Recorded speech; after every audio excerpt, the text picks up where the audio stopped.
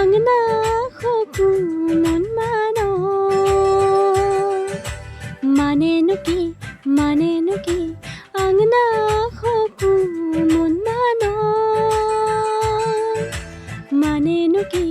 মানেনো কি আংনা সপোন মানে মই তোমাক ভাল পাওঁ জানানে ভাল লাগিছে যদি মনে খাইছে যদি কৈনো কৈ নিদিয়া কিয় আংনা সপোন উধনীয়াকৈ খোপা কৈ দিলো নে বান্ধিবা ৰাতি ৰাতি টোপনি নাহে